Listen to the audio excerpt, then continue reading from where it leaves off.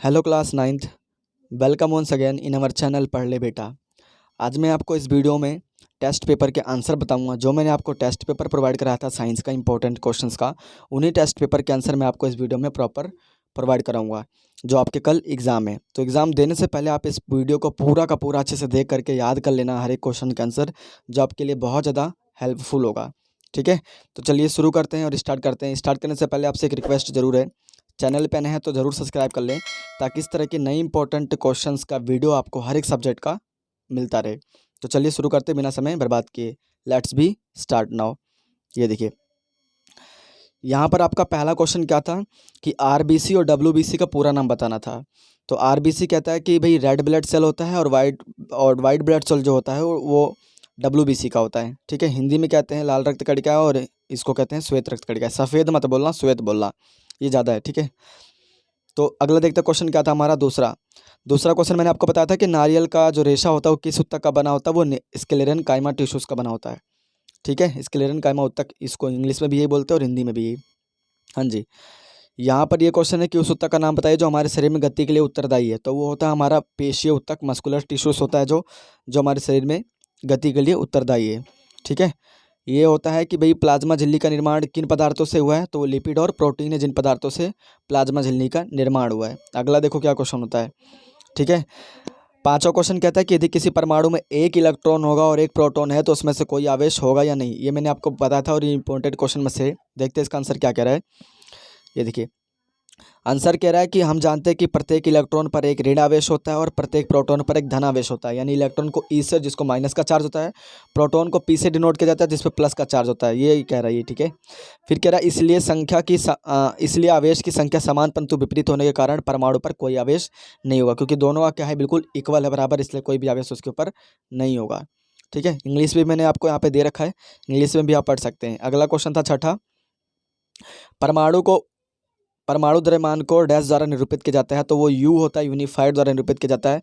पहले जो था उसको AMU करके निरूपित किया जाता था, लेकिन अभी ये चीज़ें नहीं है टॉपिक नंबर का। अब यहाँ पर जो आ चुका है परमाणु मतलब मास नंबर, ठीक है, एटॉमिक का, तो वो अब यू से द्वारा यानी यूनिफाइड द्वारा उसको निरूपित किया जाता है।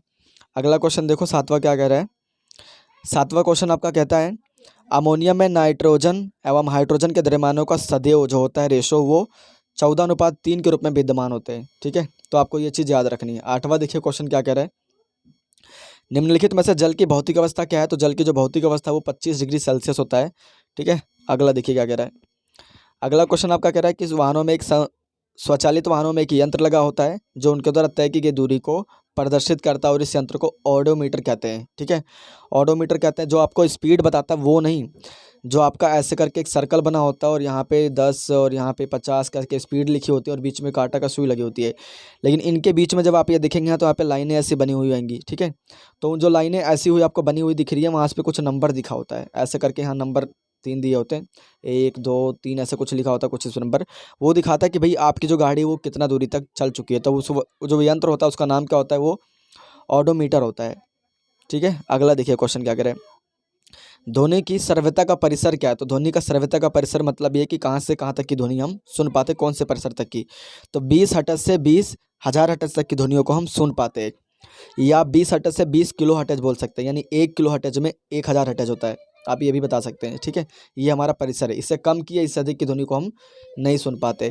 अगला क्वेश्चन देखिए आपका क्या कह रहा है। 11वां कह रहा है कि हाइड्रोजन परमाणु के 3 समस्थानिकों का नाम बताइए। अब ये समस्थानिक क्या होता है आपको बताना है, कमेंट करके बताइए। जिनकी परमाणु संख्या समान होती है और द्रव्यमान संख्या अलग अलग होती है उसको बोलते हैं समस्थानिक। ठीक है, तो हाइड्रोजन के 3 समस्थानिक मैंने यहाँ पे बता दिए। आप कार्बन के भी याद कर लेना क्योंकि कार्बन के एक इंपॉर्टेंट है। क्या कह रहा है, प्रोटियम, ड्यूटियम और ट्राइटियम, ये 3 के 3 है। आप 3 को जरूर याद रखना, हिंदी में भी और इंग्लिश में सेम ऐसे ही आएगा। ठीक है, अगला देखिए क्या कह रहा है। हाँ, एक न्यूमेरिकल है यहाँ पे कि यदि कार्बन परमाणुओं के 1 मोल का द्रव्यमान 12 ग्राम है तो कार्बन के 1 परमाणु का द्रव्यमान क्या होगा। ठीक है, ये आपको यहाँ पे बतानी है। ये देखिए क्या कह रहा है यहाँ पे, कार्बन परमाणुओं के 1 मोल का द्रव्यमान जो 12 ग्राम होता है, हमें ये भी पता है 12 यूनिफाइड, मतलब उसका द्रव्यमान जितना होता है वो उसका यूनिफाइड होता है। फिर 1 मोल कार्बन का परमाणु कितना होता है, वो इतना होता है। अब इसको आप जब डिवाइड कर देंगे तो देखिए यहाँ पे लिखा भी है कि एक कार्बन परमाणु का द्रव्यमान कितना होगा? जो आपको 12 था ग्राम, उसको जो 1 मोल का द्रव्यमान था ये, उसी से डिवाइड कर दीजिए, आपका आंसर यहाँ पे निकल जाएगा। इतना आंसर निकल करके आ रहा है 1.99 10 की पावर 23 ये ग्राम आपका ये 1 मोल का द्रव्यमान आ जाएगा, कार्बन का 1 परमाणु का द्रव्यमान। ठीक है, अगला देखते क्या कह रहा है हमारा। ये भी न्यूमेरिकल था। 52 ग्राम हीलियम द्रव्यमान से मोल प्राप्त कीजिए और मोलों की संख्या भी याद कीजिए। तो मैंने आपको ये थोड़ा बहुत बता रखा है, इसका बुक में भी आपका सेम क्वेश्चन है ये एनसीईआरटी बुक में, कि मोलों की संख्या को यानी नंबर ऑफ मोल्स जो होता है उसको एन से निरूपित किया जाता है। दिया गया नंबर यानी गिवन मास जो है वो एम है, मोलर द्रव्यमान जो उसको कैपिटल एम में लिया जाता है। ठीक है, ये आपको थोड़े वर्ड याद कर लेनी है कि दिए गए कणों की संख्या किसको जो बड़े एन से दिखाते हैं, अवरोधांकों की संख्या जो कणों की होती है वो एन ए से दिखाते हैं। ठीक है, हीलियम का परमाणु द्रव्यमान कितना होता है? 4 यूनिफाइड होता है, और मोलर द्रव्यमान भी उतना ही होता है जितना कि उसका परमाणु द्रव्यमान होता है। ये आपको ध्यान रखना, बस यू और जी का फर्क है यहाँ पे। ठीक है, आगे देखिए क्या कह रहा है। तो मोलों की संख्या किस प्रकार निकलता है? दिया गया द्रव्यमान बटे में मोलर द्रव्यमान। ठीक है, तो दिया गया द्रव्यमान कितना था? 52, और उस 52 को क्या कर दीजिए? 4 से डिवाइड कर दीजिए, क्योंकि आप क्वेश्चन जब देखेंगे तो यहाँ पे देखिए क्वेश्चन में 52 लिखा हुआ है, तो इसको आप जो आपका निकला था ना उसे 4 से क्या कर दीजिए? डिवाइड, आपका आंसर निकल जाएगा। ठीक है, ये देखिए कितना आंसर आ रहा है? 13 चौक 52 यानी 13 आंसर आपका आ गया यहाँ पे। अगला क्वेश्चन देखिए क्या कह रहा है।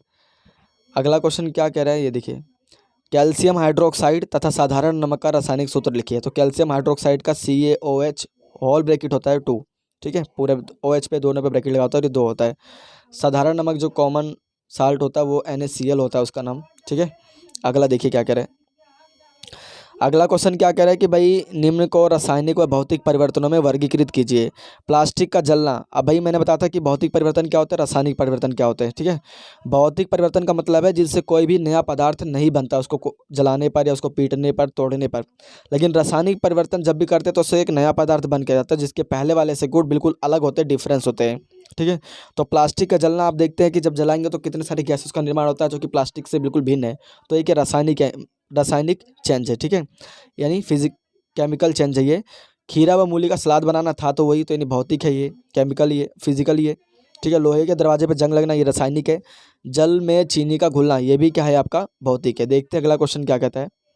16वां क्वेश्चन भी आपका एक मोस्ट इंपॉर्टेंट में से आता है कि यदि क्रिया सदैव प्रतिक्रिया के बराबर होती है तो सिद्ध कीजिए एक बैल गाड़ी को कैसे खींच पाता है या एक घोड़ा गाड़ी को कैसे खींच पाता है। आपको ये चीज़ बतानी है इसमें।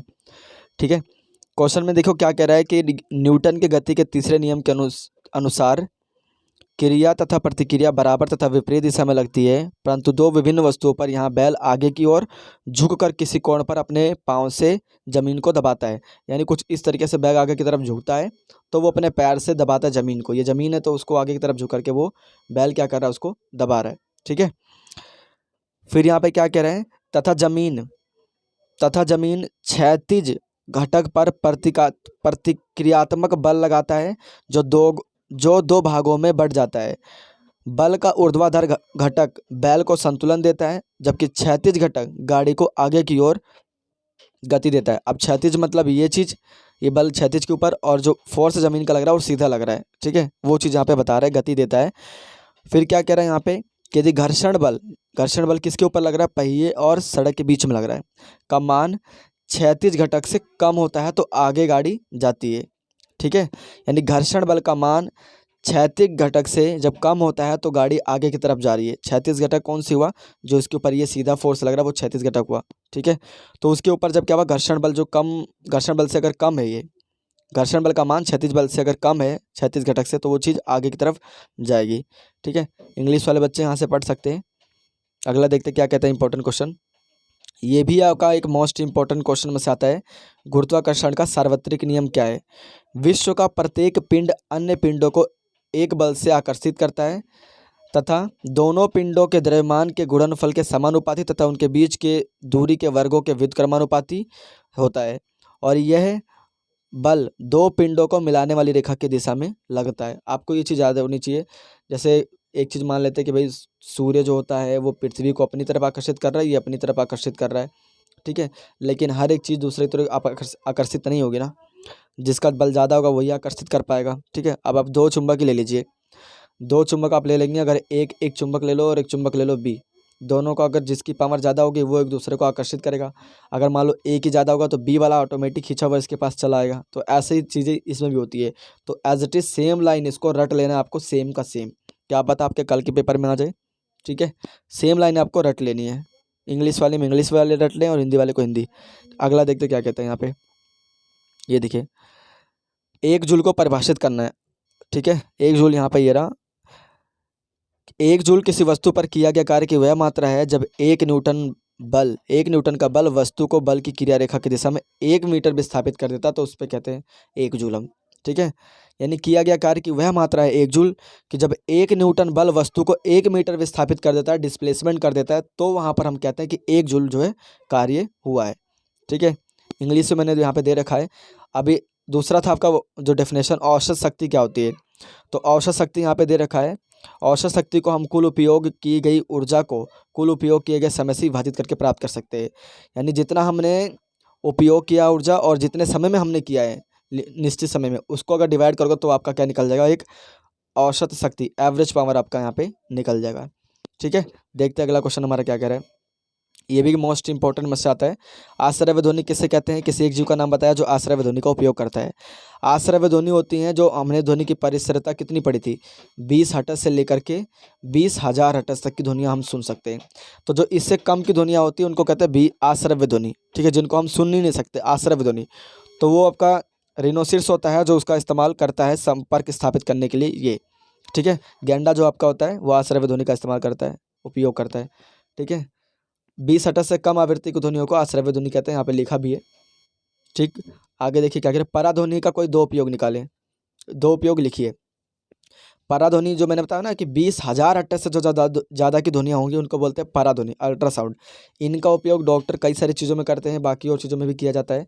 तो एक बार इनको आप पढ़ लेना, बुक में भी आपका सेम जहाँ पर ये टॉपिक है वहाँ पर भी दिया हुआ है। ठीक है, क्या कह रहा है कि पराध्वनि उन भागों को साफ करने के लिए की जाती है जिन तक पहुंचना कठिन होता है, जैसे कि सर्पिलाकार, नलिकार, विषम आकार के पुर्जे या इलेक्ट्रॉनिक अव्यय हो गए कोई, या जिन वस्तुओं को साफ करना होता है उन्हें साफ करने के लिए मार्जन विलयन में रखते हैं और इस विलयन में पराध्वनि तरंगे भेजी जाती हैं और उच्च आवृत्ति के कारण धूल, चिकनाई, गंदगी के कारण अलग होकर नीचे गिर जाता है और इस कारण वस्तु पूर्णतः साफ हो जाती है। इंग्लिश में मैंने यहाँ पे एक्सप्लेन किया, हिंदी में भी किया है, तो इसको जरूर एक बार पढ़ के अच्छे से याद कर लेना। ये तो पहला उपयोग था।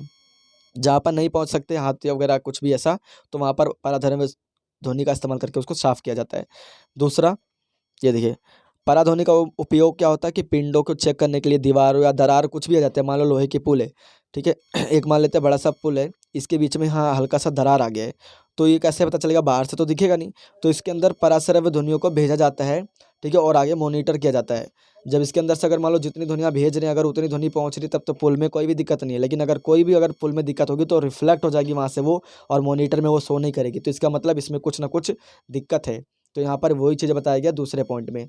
पुल और भवनों के पुर्जे, देखो यहाँ पर कह रहा है बड़े बड़े भवनों और पुलों मशीनों का वैज्ञानिक उपकरणों बनाने के लिए भी लाया जाता है इस्तेमाल करने में। ठीक है, आगे, हाँ भाई, पराध्वनि तरंगों का हृदय के विभिन्न भागों में परिवर्तित कराकर हृदय का प्रतिबिंब बना जाता है, यानी कि उसका एक इमेज बना जाता है जिसको कहते हैं इकोकार्डियोग्राफी। ठीक है, ईसीजी जिसको बोला जाता है। तो ये डॉक्टर लोग इसका इस्तेमाल ज़्यादा करते हैं पराध्वनि का, अल्ट्रासाउंड का। ठीक है, चौथा पॉइंट इसका क्या है कि पराध्वनि का उपयोग गुर्दे की छोटी सी पथरी को बारीक कणों में तोड़ने के लिए भी किया जाता है। जो पथरी को तोड़ने का काम होता है वो अल्ट्रासाउंड से तोड़ने का काम होता है। ठीक है, उसके बाद कह रहा है और ये कण बाद में मूत्र के साथ बाहर निकल जाते हैं यूरिन के थ्रू। तो ये एक था इसका आंसर। अगला देखिए क्या कह रहा है, कोशिका के लिए माइटोकॉन्ड्रिया किस प्रकार लाभदायक है। मैं आपको पहले बताता तो आप ये पढ़ लेना। जो कोशिका का बिजली घर होता है वो माइटोकॉन्ड्रिया होता है, यानी इसीलिए कोशिका को जो है माइटोकॉन्ड्रिया का कोशिका का बिजली घर कहा जाता है, क्योंकि ये क्या करता है, एक बहुत इंपॉर्टेंट अंग है कोशिका का माइटोकॉन्ड्रिया। ये अपने पास ऊर्जा रखता है, एटीपी के रूप में ऊर्जा इकट्ठा करके अपने पास रखता है। जब भी कोशिका को आवश्यकता होती है ऊर्जा को तो उसको समय अनुसार उसको प्रोवाइड करवाता रहता है। ठीक है, तो यहाँ पर मैंने वही बता रखा है कि माइटोकॉन्ड्रिया कोशिका का बिजली घर है। ठीक है, और माइटोकॉन्ड्रिया दोहरी झिल्ली की बनी होती है, बाहरी झिल्ली छिद्रित होती है और भीतरी झिल्ली बहुत वलित होती है, और ये एटीपी बनाने वाले रासायनिक क्रियाओं को क्षेत्र को बढ़ा देते हैं। ठीक है, फिर मैंने ये भी यहाँ पे बता दे रखा है। ये देखिए एटीपी कोशिका की ऊर्जा है और शरीर नए कोशिकाओं को बनाने तथा यांत्रिक कार्य के लिए एटीपी में ऊर्जा संचित होता है, यानी एटीपी के रूप में ऊर्जा उसमें माइटोकॉन्ड्रिया में इकट्ठा होता है। फिर यहाँ पर बता भी दिया है कि माइटोकॉन्ड्रिया बहुत अद्भुत अंग है, क्योंकि इसमें उसका अपना डीएनए और राइबोसोम होते हैं तथा इसमें माइटोकॉन्ड्रिया के कुछ प्रोटीन स्वयं बनाते हैं। ठीक है, आपको ये चीज़ें यहाँ पे ज़रूर ध्यान रखनी है कि जब भी कोशिका को एनर्जी की आवश्यकता होती है तो उसको माइटोकॉन्ड्रिया प्रोवाइड करता है। इसके बारे में आप जरूर याद करके जाएंगे माइटोकॉन्ड्रिया के बारे में। अगला देखते हैं हमारा क्या कहता है।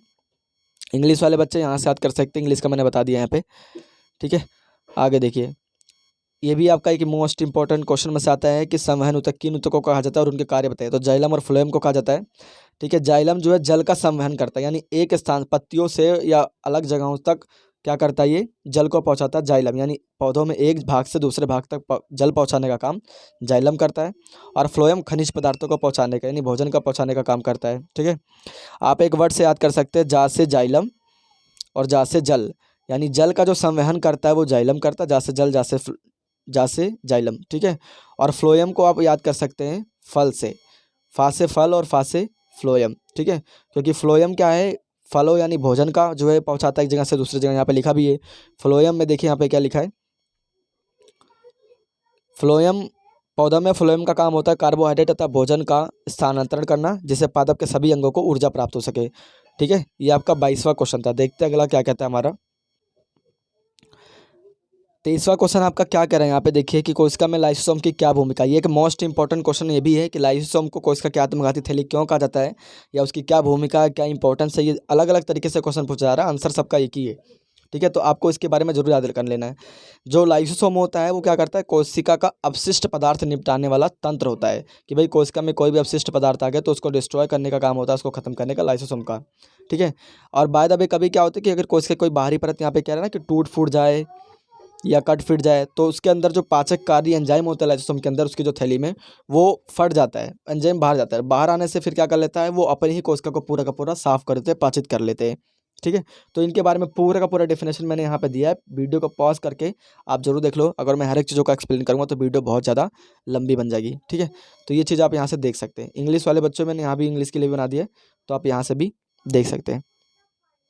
हाँ, ये भी एक आपका मोस्ट इंपॉर्टेंट क्वेश्चन में से आता है कि प्रोकैरियोटिक और यूकैरियोटिक में अंतर बताइए, या फिर प्रोकैरियोटिक कोशिका के जीव यूकैरियोटिक कोशिका से जीव से किस प्रकार भिन्न है। तो आपको याद रखना है, प्रोकैरियोटिक जो होता है इसका आकार छोटा होता है, इसका आकार बड़ा होता है, इसमें केंद्रिका अनुपस्थित होता है, यानी केंद्रक इसमें नहीं होता। ठीक है, लेकिन इसके अंदर क्या होता है, केंद्रक उपस्थित होता है। इसमें एक क्रोमोसोम होते हैं, इसमें एक से ज़्यादा होते हैं।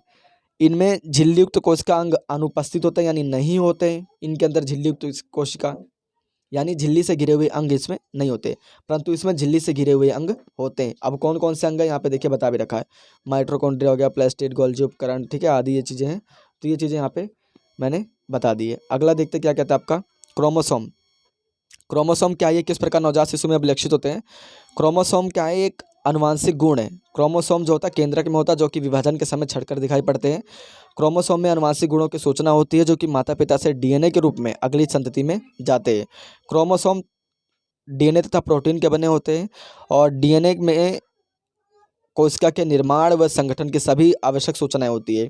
ठीक है, यानी टोटल कहा जाए कि नवजात जो शिशु होता है उसको 23 जोड़े गुणसूत्र माता से और 23 जोड़े गुणसूत्र पिता से, यानी टोटल 46 गुणसूत्र उस शिशु को मिलते हैं। अभिलक्षित का मतलब फिर वो बाद में दिखता है ना कि भैया जो शिशु हुआ है वो किसके माता पे गया है, पिता पे गया है, तो बाद में वो अभिलक्षित होता है। यही चीज़ यहाँ पर बता रखा है, तो आप इसको पढ़ करके अच्छे से याद कर लें। अगला देखिए क्या कह रहा है, रदरफोर्ड का परमाणु मॉडल का विश्लेषण कीजिए। तो रदरफोर्ड का जो परमाणु मॉडल था, उन्होंने आपको याद होगा कि एक सोने की पतली पन्नी ली थी। क्यों ली थी, क्योंकि सोने की पन्नी जो होती है वो बहुत ज़्यादा पतली धातु बन सकती है। ठीक है, उन्होंने लिया, फिर उन्होंने भेजा, उसमें उन्होंने क्या देखा कि भाई 1200 कणों में से कोई एक कण वापस आ गया है ना, कोई बहुत कमी विक्षेपित हुआ। तो उन्होंने क्या रिजल्ट निकाला कि भाई जो हुआ था कि ज़्यादातर परमाणु में रिक्त स्थान होता है, इसलिए वो पार हो गए। कोई है रेयर कुछ भी जिसके कारण वो वापस आ गया 1200 कणों में से कोई एक, है ना। तो ये चीज़ें फिर उन्होंने बाद में सब किया, रिजल्ट निकाला, उसके बाद उन्होंने अपना मॉडल प्रस्तुत किया। क्या कहा उन्होंने, परमाणु का केंद्र धनावेशित होता है जिसे नाभिक कहा जाता है। एक परमाणु का लगभग संपूर्ण द्रव्यमान उसके नाभिक में होता है। ठीक है, फिर उन्होंने कहा कि इलेक्ट्रॉन नाभिक के चारों ओर वर्तुलाकार मार्ग में चक्कर लगाते हैं।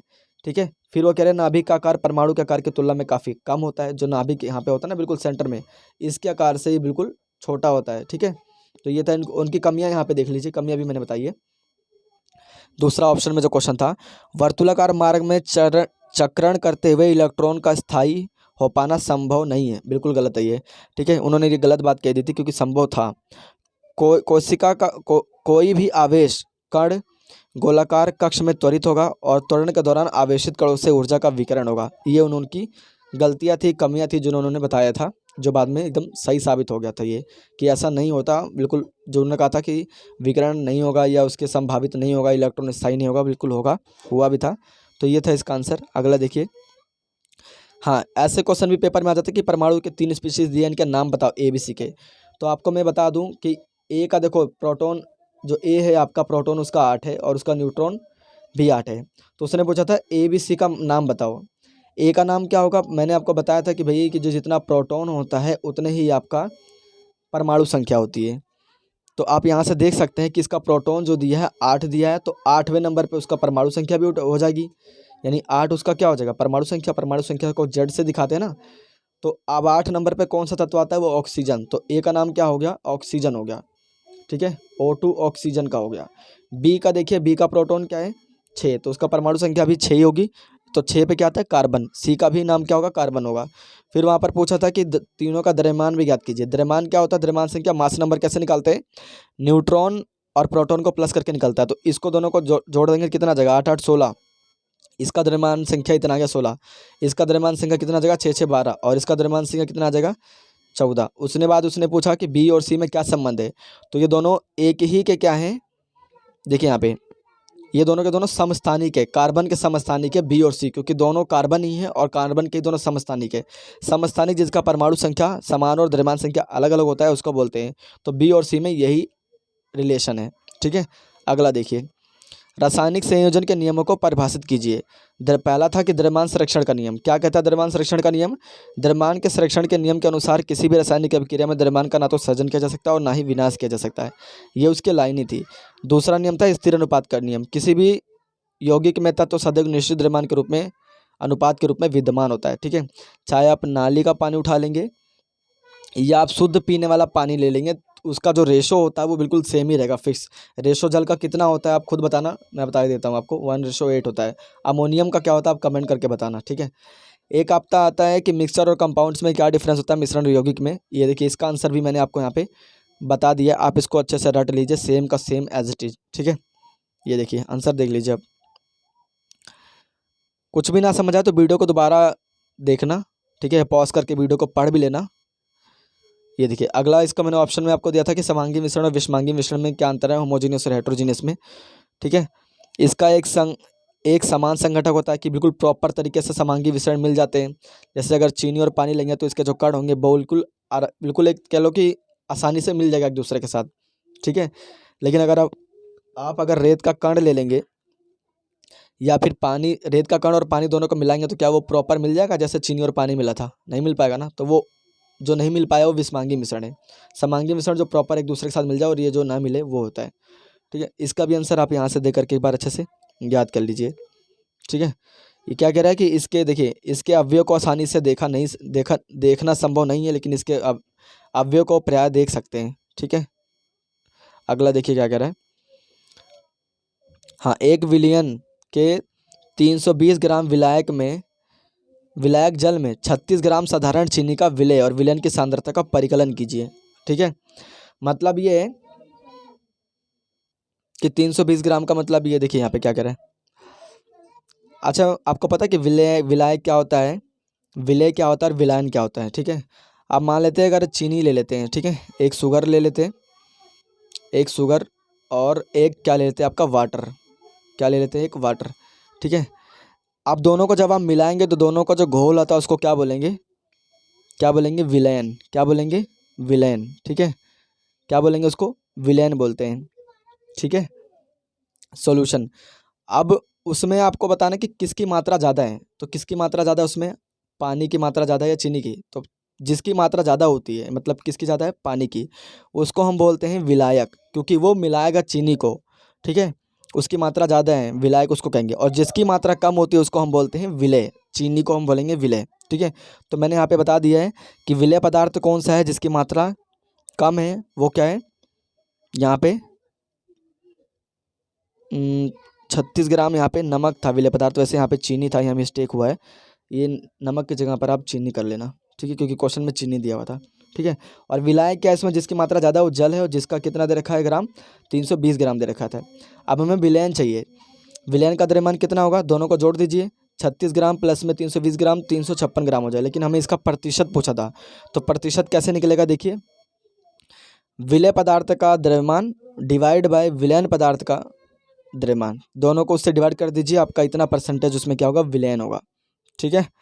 चलिए देखिए अगला क्वेश्चन क्या कह रहा है, पदार्थ के कणों के अभिलक्षण गुणों को उदाहरण सहित व्याख्या कीजिए। तो आपको इसको याद जरूर कर लेना, पदार्थ के कणों के, ठीक है। पहला इसका क्या कह रहा है, देखिए पदार्थ के कणों के बीच रिक्त स्थान होता है, यानी खाली जगह होता है, ठीक है। जैसे आप चीनी और पानी को मिलाते हैं, तो अगर उसके अंदर पानी के अंदर खाली जगह नहीं था तो चीनी मिला कैसे, ठीक है, तो ये इसका एग्जाम्पल है। पदार्थ के कण निरंतर गतिशील होते हैं, आपने गोताखोर को देखा होगा, जो स्विमर्स वगैरह होते हैं, जब पानी में तैरते हैं, तैरते हुए जब आगे जाते हैं तो पीछे वो मतलब एक लाइन बनाते जाते हैं, लेकिन जो पानी उधर खाली करते हुए जा रहे थे, पीछे सारा पानी वापस आ जाता है ना, तो वो क्या है, निरंतर गतिशील होते हैं, वो चीज़ वो बता रहा है। पदार्थ के कण एक दूसरे को आकर्षित करते हैं, ठीक है, पदार्थ के कण एक दूसरे को आकर्षित करते हैं, अट्रैक्ट भी करते हैं। ये वाला एग्जाम्पल जो एक दूसरे को आकर्षित करते हैं वो आप इसमें लिख लीजिए, पदार्थ के कण एक दूसरे को, पानी वाला जो मैंने आपको बताया ना, कि जब वो तैरते हुए जाता है तो पानी को चीरते हुए तो पीछे की जगह खाली हो जाता है, लेकिन फिर पानी वापस जाता है पदार्थ के कण वहाँ पे, है ना, वो अट्रैक्शन कर रहा है, दोनों को आकर्षित कर रहा है। और इस वाले में जो आप एग्जाम्पल लिखेंगे निरंतर गतिशील होते हैं, ठीक है। आप एक बोतल में अगर मतलब एक गिलास में पानी लीजिए और उसमें इंक डाल दीजिए, तो आप जब देखेंगे कि आपने बिना हिलाए ही इंक पूरा पूरा आसानी से अपने आप मिल जाएगा, है ना, तो उसको आप दूसरे वाले में एग्जाम्पल में दे सकते हैं। अगला देखिए क्या कह रहा है आपका 32वां क्वेश्चन, गर्मियों में हमें किस तरह के कपड़े पहनने चाहिए और क्यों, समझाइए। तो गर्मियों में हमें सूती कपड़े पहनने चाहिए, क्योंकि सूती कपड़ा पानी को, जो आपका स्वेट होता है, पसीना होता है, उसको एब्जॉर्ब कर लेता है, अवशोषित कर लेता है। अवशोषित करने के बाद जो आप चलते फिरते घूमते हैं, तो वो जो आपका सूती कपड़ा सीधा इन्वायरमेंट के अटैचमेंट में होता है। अटैचमेंट में होने से क्या होता है, अटैच में होने से क्या होता है कि जो वो कपड़ा होता है, पसीना होता है, वो वाष्पीकृत होने लगता है, एवोपरेशन होने लगता है जल्दी, ठीक है। इस कारण वो जो है पसीना सोख जाता है। तो इसी तरह कह रहा है कि गर्मियों में सूती कपड़े ज़्यादा पहनना चाहिए।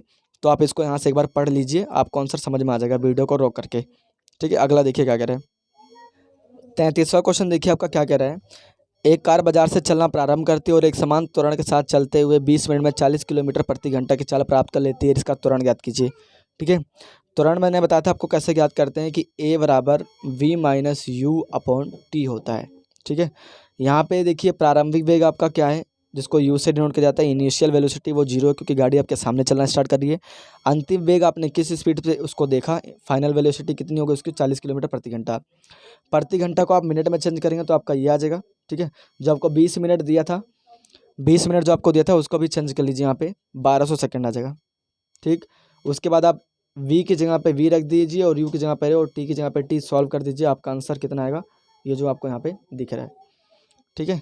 अगला देखिए क्या कह रहा है आपका 34वां क्वेश्चन, आपका कह रहा है कि सत्य और असत्य बताना, विस्थापन शून्य नहीं हो सकता, ठीक है। ये क्या बोल रहा है, असत्य बोल रहा है, यानी फॉल्स बोल रहा है।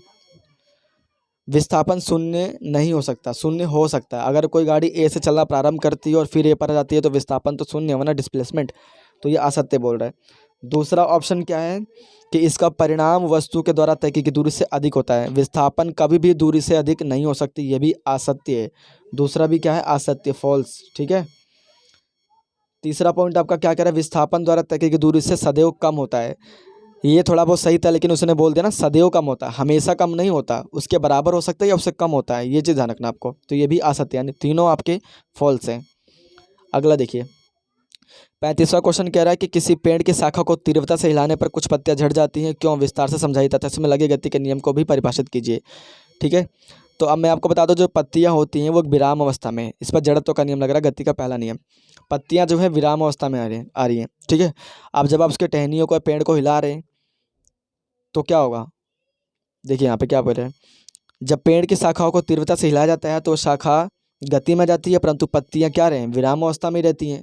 और पत्तियां क्या कर रही हैं, इस विराम अवस्था जड़त्व के कारण पत्तियां अपनी इस अवस्था में रहना चाहती है, यानी पत्तियां नहीं आना चाहती गति की अवस्था में, वो रेस्ट मोशन में ही रहना चाहती हैं, वो आने का विरोध कर रही हैं, ठीक है। ये कह रहा है ना यहाँ पे देखो, पत्तियां अवस्था परिवर्तन का विरोध करती हैं, जिसके फलस्वरूप पत्तियां गिरकर झड़ जाती हैं। अब वो विरोध कर रही हैं, आप ज़्यादा फोर्स लगाओगे तो जिसके कारण वो गिर जाएंगी। तो यहाँ पर इंग्लिश में भी मैंने दे रखा है, इसको भी पढ़ लेना आप।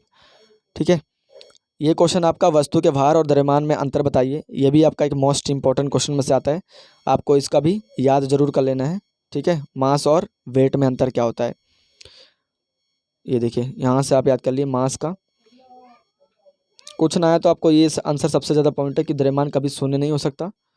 ठीक है, और भार शून्य हो भी सकता है। ठीक है, तो इसमें मैंने अंतर बता दिया आपको, इसको याद कर लेना। अगला देखिए क्या कह रहा है आपका, आर्किमिडीज का सिद्धांत। एक भी ये सबसे ज़्यादा मोस्ट इंपॉर्टेंट क्वेश्चन है। ठीक है, आर्किमिडीज का जो सिद्धांत है, इसको आपको रट करके जाना पेपर में, क्योंकि आने के चांसेस इसके 100% हो ही सकते हैं। ठीक है, इसको आपको रट करके ही जाना है, आर्किमिडीज का सिद्धांत। तो इसको आप याद कर जरूर कर लेना, ऐसे सेम ऐसे लाइन है, इसमें आपको रटना ही सिर्फ। अगला क्वेश्चन आपका क्या कह रहा है, अगला क्वेश्चन कह रहा है कि पानी की सतह पर रखने पर कोई भी वस्तु क्यों तैरती या डूबती है तथा ये किस बल पर निर्भर करता है जिसके कारण वस्तु का तैरना या डूबती है, व्याख्या कीजिए।